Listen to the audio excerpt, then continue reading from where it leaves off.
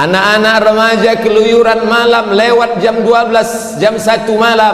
Apakah mungkin al-ustaz berceramah di tengah jalan, di karaoke, di diskotik, di warnet? Ini tidak dapat dilakukan. Lalu siapa yang dapat mencegah nahi mungkar ini? Orang yang punya kekuasaan.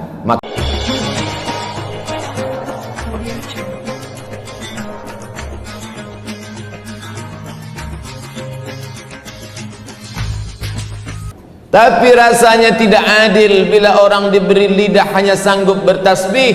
Bagaimana bila diberi kekuasaan? Apakah seekor gajah akan dianggap melakukan perbuatan yang sama dengan seekor semut? Tentu tidak. Makin besar nikmat rahmat yang dicurahkan Allah, maka makin besarlah tuntutan Allah terhadap diri kita. Bagi fakir miskin, orang yang sakit, dia cukup mengucapkan alhamdulillah. Tapi bagi orang yang punya kekuasaan, dia mesti bersyukur dengan kekuasaan yang dipinjamkan Allah Ta'ala kepada dirinya.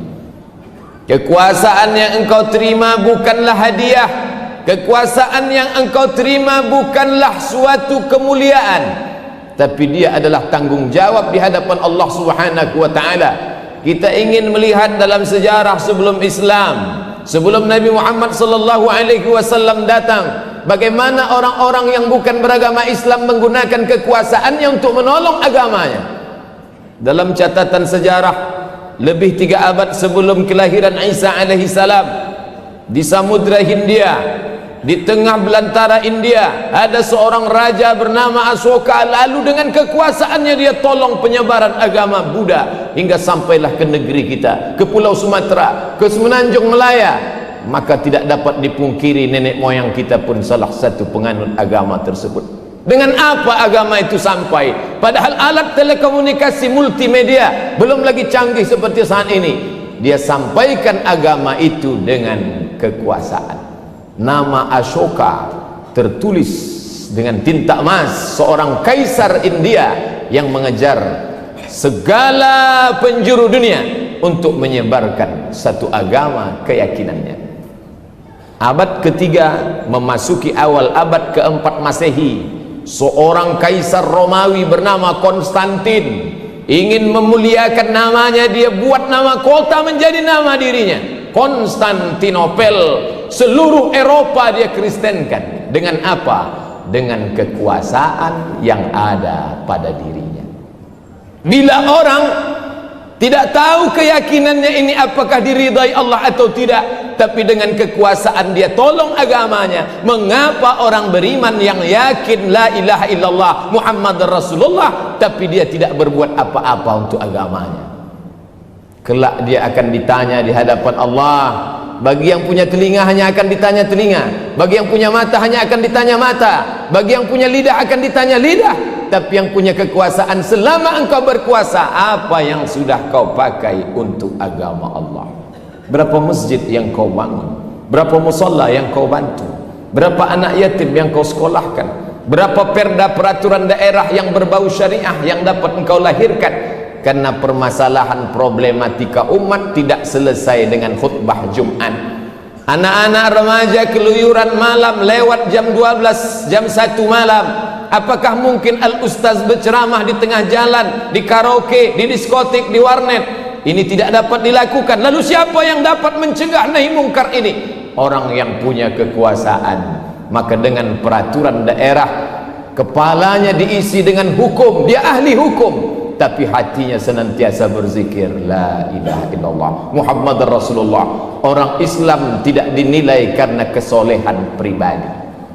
Soleh secara pribadi, rajin puasa Senin Kamis, rajin solat Jumat, hanya untuk pribadi saja. Ayyahdiyallahu bika rajulan wahidan, satu orang dapat hidayah karenamu, khairum min humurin ni'am, lebih baik daripada engkau memiliki seekor unta yang merah. Unta merah adalah harta kebanggaan orang kafir musyrik jahiliyah. Engkau memiliki seekor unta yang merah, kau sangka kau sudah punya dunia dan seisinya. Bukan itu kata Nabi. Satu orang dapat hidayah karenamu, engkau lahirkan peraturan-peraturan yang dapat menjaga umat, yang dapat membuat mereka jauh dari yang mungkar. Khairum min humurin ni'am, lebih baik daripada engkau memiliki harta yang berlimpah ruah. muslimin jamaah Jumat yang dimuliakan Allah Subhanahu wa taala. Maka mari kita renungkan, mungkin ketika mendengar kalimat-kalimat ini di antara kita terlintas dalam pikirannya, aku bukan penguasa, aku tidak punya kekuasaan. Memang benar. Bukankah kita berkuasa di kantor yang kita diamanahkan untuk memimpinnya? Bukankah kita berkuasa di perusahaan yang kita diamanahkan Allah menjadi direkturnya? Bukankah kita berkuasa di tengah keluarga kita? Paling tidak kita semua adalah kepala keluarga, dan kita berkuasa kepada anak istri. Ya ayyuhalladzina amanu, hai orang beriman, qu anfusakum, jaga dirimu, wa ahlikum, orang-orang yang berada di bawah kekuasaanmu, nara, dari api neraka. Seorang pemimpin tidak dapat mengatakan yang penting aku selamat, yang penting saya salat, yang penting saya puasa, masalah anak buah saya bukan urusan saya. Kita kan sudah dewasa, urusan pribadi urus masing-masing, hubungan dengan Tuhan adalah hubungan individual. Ini kalimat orang-orang sekuler yang memisahkan diri dengan agama, yang memisahkan kenegaraan dengan agama. Dalam Islam kita diajarkan dari sejak mulai bangun tidur, buka mata sampai tutup mata harus berdasarkan ajaran Islam. Ya ayyuhalladzina amanu, wahai orang-orang beriman, udkhulu, masuklah kamu, fisilmi, dalam Islam, kafah, secara keseluruhan. Salahkah bila orang sudah tidak punya kekuasaan lalu rajin ke masjid, rajin berinfak sedekah? Tidak salah, baik. Dia ingin menutup usianya dengan husnul khatimah, amat sangat baik.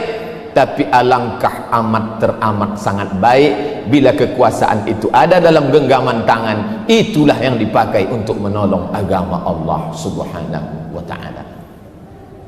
Jamaah Jumat yang dimuliakan Allah, ketika Allah Subhanahu wa ta'ala menitipkan suatu rahmat kepada diri kita, nanti dia akan tanya itu. Innas sam'a, pendengaran, wal basar, penglihatan, wal fuad, hati, kullu ulaika kana anhu mas'ula. Semua akan disoal, semua akan ditanya, semua akan diminta pertanggungjawaban di hadapan Allah Subhanahu wa ta'ala. Mungkin kita tidak punya kuasa, tapi ada rahmat harta yang dititipkan Allah, maka harta itu juga bukan hadiah. Harta adalah tanggung jawab dan amanah. Sebesar apa harta itu sudah kita buat untuk menolong agama Allah Subhanahu wa ta'ala. Syekh Muhammad Al-Ghazali, guru dari Syekh Yusuf Al-Qaradawi, menyebutkan dalam salah satu kitab tulisannya bahwa orang Perancis berinfak dalam tanda kutip, menghabiskan hartanya 150 ton emas untuk merubah agama kaum muslimin yang ada di Afrika Utara, Tunisia, Aljazair, Maroko. Khatib menyaksikan sendiri katedral besar tegak berdiri, menaranya mencakar langit di tengah kota Rabat, ibu kota Maroko. Padahal tidak seorang pun orang Maghribi yang berubah keyakinan. Mereka sudah siapkan harta begitu banyak.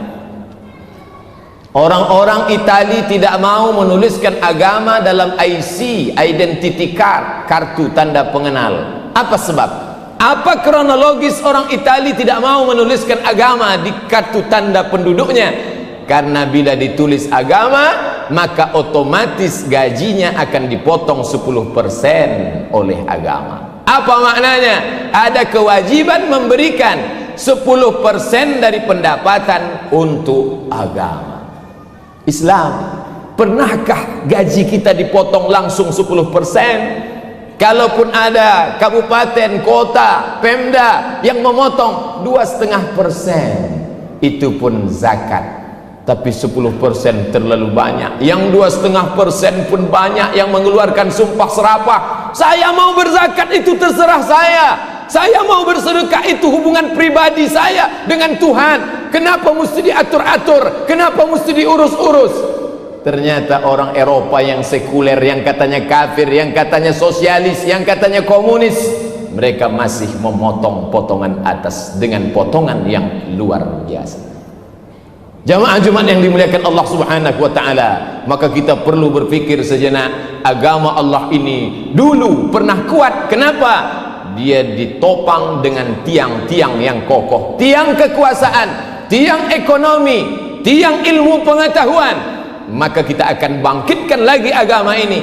Sulitkah bagi Allah Ta'ala menolong agamanya? Allah Maha Besar. Innama amruhu idza arada syai'an ay yaqula lahu kun fayakun wa huwa ala kulli syai'in qadir. Dia Maha Kuasa atas segala sesuatu. Lalu kenapa kita perlu menolong agama ini? Bukankah dia Maha Kuasa? Bukankah dia Al-Aziz, Al-Jabbar, Al-Mutakabbir, Zul Jalali wal Ikram? Kenapa makhluk yang lemah ini disuruh untuk menolong agamanya? Dia katakan dalam kitab sucinya, in tansurullaha, kalau engkau tolong agama Allah, yang surkum, dia akan menolong kamu. Dia bukan tidak sanggup untuk menolong agamanya, dia Maha Kuasa untuk membolak-balikkan dunia ini, tapi dia ingin menguji hamba-hambanya. Hambaku yang kutitipkan kekuasaan, sudikah engkau kuuji dengan kekuasaan? Banyak orang menganggap menjadi miskin itu ujian, menjadi rakyat jelata tidak punya kuasa. Oh, kasihannya si fakir miskin, dia sedang diuji. Tapi banyak yang tidak sadar bahwa kekuasaan adalah ujian, bahwa harta adalah ujian. Banyak yang lulus dengan kemiskinan, banyak yang lulus dengan kesusahan, tapi ketika diuji dengan harta benda dan kekuasaan, disitulah dia lupa kepada Allah Subhanahu wa ta'ala. Padahal semua ini tak lain tak bukan adalah ujian. Ketika raja diraja, Sulaiman anak Daud alaihi salam, bagaimana kekuasaan Nabi Sulaiman? Dari sungai Nil Afrika Utara sampai sungai Efrat di Irak, Asia Afrika, kekuasaan Sulaiman. Bagaimana kehebatan Sulaiman? Sulaiman sampai-sampai menguasai tidak hanya dunia manusia, sampai kepada dunia jin ifrit pun dikuasai oleh Sulaiman. Ya ayyuhal mala'u, wahai pasukan bala tentaraku, ayyukum ya'tini bi arsyiha, siapa yang sanggup memindahkan singgasana kursi Balqis, Ratu Balqis punya kekuasaan di Yaman, kerajaan Sabah. Siapa yang bisa memindahkan kursi Balqis dari Yaman ke Palestina, 3000 km jauhnya? Siapa yang bisa? Wa qala ifritum minal jin, berkatalah jin ifrit, ana atika bihi, aku sanggup memindahkan kursi Balqis qabla an taquma min maqamik, sebelum engkau tegak dari tempat dudukmu. Belum kau berdiri hai Sulaiman, kursi Balqis sudah sampai. Wa qala allazi indahu ilmun minal kitab, berkata seorang lelaki yang memiliki ilmu dari Alkitab, Al-Quran, kitab suci Allah. Apa dia katakan? Ana atika bihi, aku sanggup memindahkan kursi Balqis qabla an yartadda ilaika tarfuk, sebelum matamu berkedip, kursi singgasana Balqis sudah pindah dari Yaman ke Palestina. Ketika kursi itu sampai, apa yang dikatakan Sulaiman alaihissalam? Nabi Sulaiman mengatakan, hadza min fadli rabbi, ini ujian Tuhanku, liyabluwani, dia sedang menguji imanku. Ashkur, apakah aku akan bersyukur, am akfur, apakah aku akan kafir. Siang ini sepekan lamanya kita sibuk dengan aktivitas rutinitas, menghitung harta, mengurus kekuasaan, tapi siang ini kita masih diberikan rahmat hidup sehat walafiat, merenung sejenak dalam khutbah Jumat. Apakah selama ini kekuasaan yang kita miliki sudah kita pakai untuk menolong agama Allah? Kalau sudah, alhamdulillah, khutbah ini membuat kita makin istiqamah. Kalau belum, tidak ada kata terlambat. Mari kita pakai kekuasaan dan harta benda untuk menolong agama Allah. Harta tidak lagi ada, kekuasaan pun tak tersisa. Apa yang bisa saya sampaikan? Sampaikan kepada anak, menantu, cucu, cicit, kawan, sahabat, handai tolan generasi akan datang. Wahai cucuku, wahai anakku, wahai sahabatku, wahai generasi ke depanku, aku dulu pernah berkuasa, tapi aku tidak tahu agama. Sekarang aku tak punya apa-apa, tapi aku ingin sampaikan kepada kalian, di akhir hayatku, aku ingin kalian menolong agama Allah dengan harta dan kekuasaan yang dititipkan Allah Subhanahu wa ta'ala. Inilah yang akan dibawa menghadap Allah Subhanahu wa ta'ala. Yauma la yanfa'u malu wa la banun, yauma la yanfa'u malun, pada hari itu tak ada guna harta, wala banun, anak pun tak bisa menolong. Siapa yang akan menolong? Illa man atallaha biqalbin salim, orang-orang yang datang menghadap Allah dengan hati yang bersih, membawa amal saleh. Pada saat menutup mata, amal soleh akan dibawa. Saat itu malaikat datang menghampiri. Sebelum Israel mencabut nyawa, apa kata malaikat? Allah takhafu, hai calon jenazah, hai yang akan mati meninggalkan berjasad, la takhafu, jangan kau takut, wa la tahzanu, jangan kau sedih, wa abshiru bil jannati allati kuntum tu'adun, berbahagialah kau mendapatkan surga yang dijanjikan Tuhan. Saat tersenyum, saat itulah ruh keluar dari jasad, dibawa oleh malaikat Israel menghadap penciptanya Allah Subhanahu wa ta'ala. Allahu Allahu Allah, Allahu Allahu Allah.